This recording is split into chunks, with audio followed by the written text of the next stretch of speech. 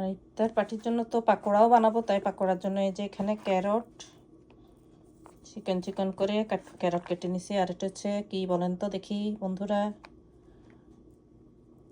এটা বলবেন এটা কি কাটছি আমি, এই যে দেখেন।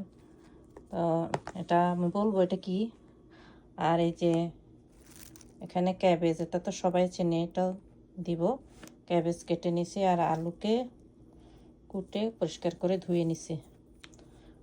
একটা মজার পাকোড়াও বানাবো, আরও অনেক কিছু বানাবো, তো দেখাবো আপনাদেরকে।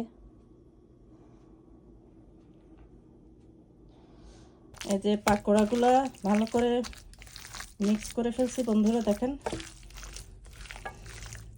তারপরে পাকোড়া ভাজি শুরু করে দিব, এখনো সময় নেই বেশি। আর আরও অনেক কিছু রান্না করবো, আমার ভিডিওর সাথে থাকবেন বন্ধুরা, দেখবেন। বন্ধুরা পাকোড়া ভাজা হয়ে যাচ্ছে।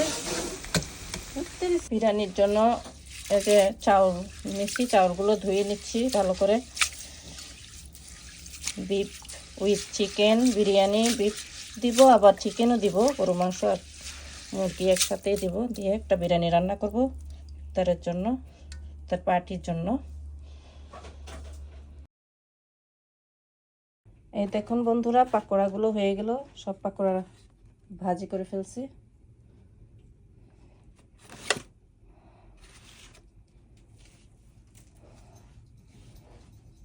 সুন্দর হয়েছে না?